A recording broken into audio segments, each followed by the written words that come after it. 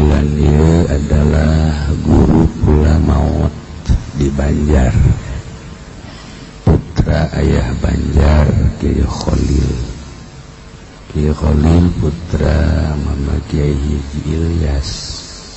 Mama Kiai Haji Ilyas teh asli nama orang Banten. Masih kene ka Syekh Maulana Hasanuddin.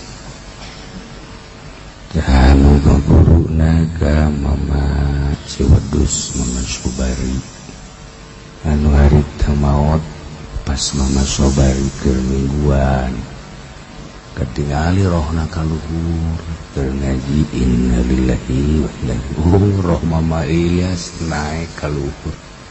Maot kaciri roh urang mah paling kadenge hitut teman imroh kaciri para solihin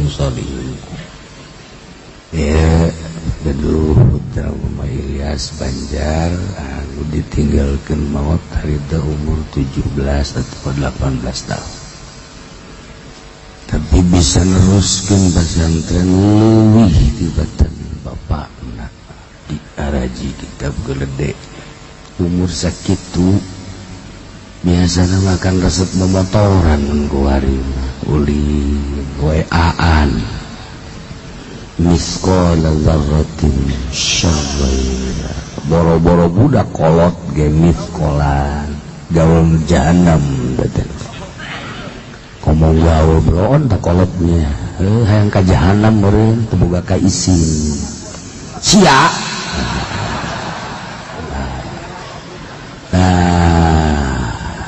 Anak bawa ajengan Khalil teh ajengan Ding tah ajengan Ding panggedena nu incuna dikawin ku adik kula tah Haji Toh.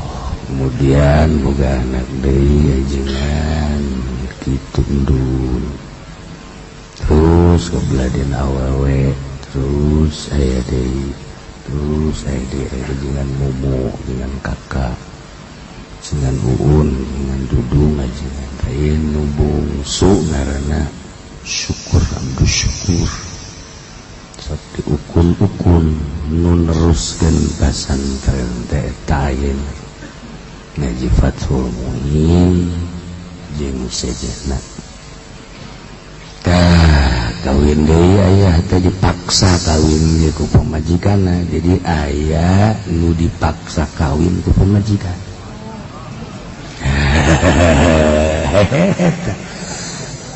Cuma suka jususian bangun hayang nasib sia wae geus kitu tah. Cek nyanyi cek nek ni aya nek di ditu mah sebab aya dua kolot harita. Cek ni memajikan ayah cenah kula mah hayang nyobaan di Candung kos kumaha perihna kos kumaha nyeurina jeung kabita cenah kulawan sorga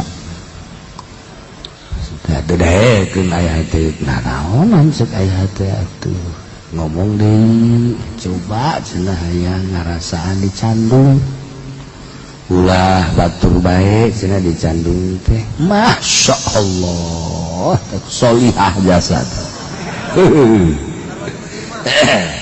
ngomong deui bebeneran sih pangeangankeun atuh ya ini ku sebagai saya neangan lindek nusok di maya lah dikawinkeun tah jadi aya nu nitah kawin ku pamajikanna.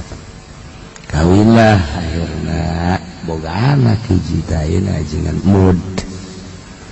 Gitulah kisahna na ieu maot kamari pek kemis bareng jeung kula nikahkeun di Leuwigoong.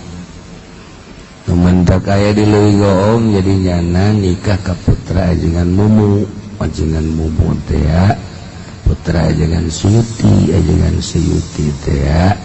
Rehana nama kaditu ka Mama Nuryai ka Cirebon nu baheula julukanana Mama Suyuti teh Imam Ghazali akhir zaman ku pinter-pinterna ku hebat-hebat.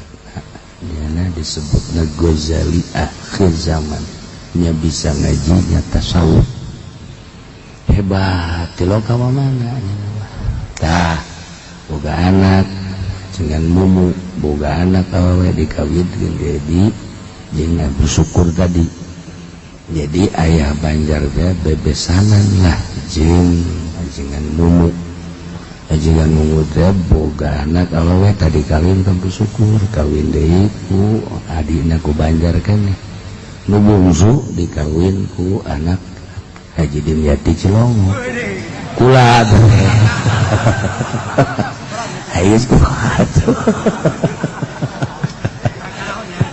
tah eta turunan Cirebon silsilah raya lengkap nyambung aya paingan disambung-sambungkeun geus kula atuh Banten kasebut nama aya reh-rehan ti itu Banten itu di Cirebon nyambung Banten Cirebon keneh tah bari meneruskeun di Banjar teh eta jangan syukur katalah jangan ukun tawadu delok itu terus atuh bisa ngaji kos teu bisa ngaji bae kitu jelema bari bisa ngaji mah teu kaciri bisa ngaji tapi wayah ngaji bisa teu kaciri bisa ngaji lalagaan heureuyan tapi wayah ngaji bisa aya nu kaciri bisa ngaji hebat wayah ngaji teu bisa si eta teh mah eta lah ilah ya rukna kisah salila hirup yang nama Muria ge salila hirup teh dibere panyakit ku Gusti salila hirup ti leutik terus ataga gede datang ka maot teh boga panyakit cuman biasa bae Masya Allah sabar teu boga anak nah kemis itu babarengan kula nikahkeun di Garut leuwih dook kemis kamari manehna lamaran putra alona ka Kadungora jadi teh penyakit maksudnya teh penyakit anu serius penyakit biasa sehat jantung sehat paru-paru sehat beres lamaran atau malikeun lamaran prasmanan dahar keur dahar sahuap dua huap tilu huap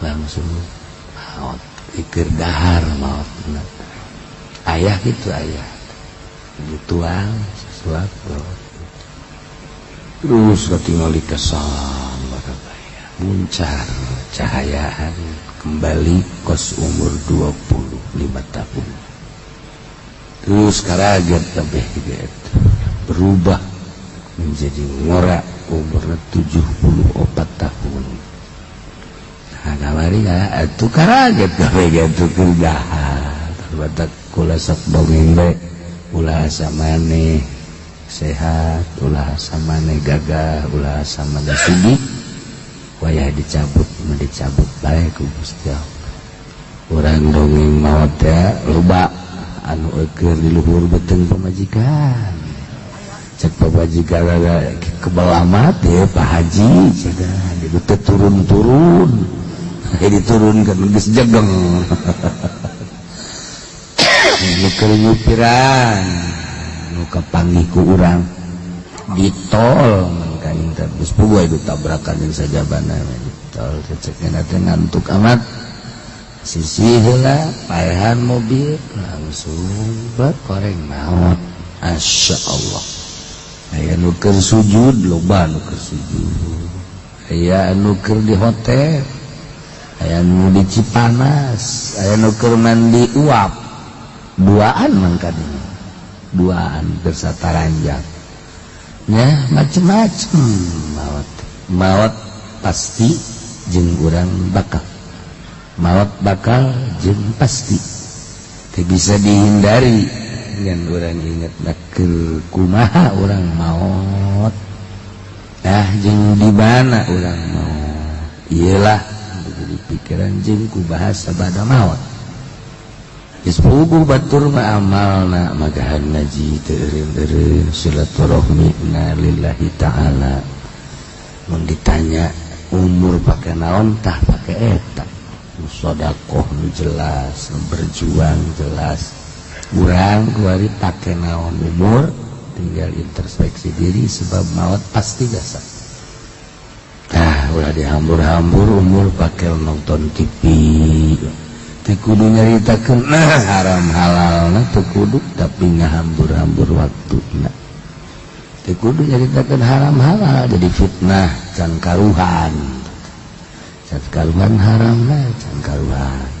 Geus pokona urang ngajaga waktu pake ibadah ka Gusti loba pisan nu ku urang kasaksian tingali maot teh itu sehat nu muriang nama kakana ngaranna ajengan kitu budung parah muriang teh bisa udah parah lejar bening sawak-awak karak bisa udangnya sabaraha poe. Jadi nu diperkirakeun maot kakana heula cek urang manyam kolot nyamuriang aya deui kakana umur 85 tahun aya keneh nya kolot nyamuriangan eta anu diperkirakeun maot eta nu muriangan bae kakana adina. Nah iyalah maot ya. Ieu maot kamari mis nang kitu jam 12 kuring langsung ka ditu malam Jumat di Banjar kemudian pulang isuk-isuk Jumat. Nah samir tua berarti jeung simkuring tadi Banjar teh anu istiqomah itu ngajina kemudian ngimamanana jadi ngepalaan tah eta kamari maot nuku urang kuari ditalilah. Orang doakan mudah-mudahan dihampura sakabeh dosana dilegakeun tur dicaangkeun di kuburan anak diberikan nikmatan kubur ku Gusti Allah.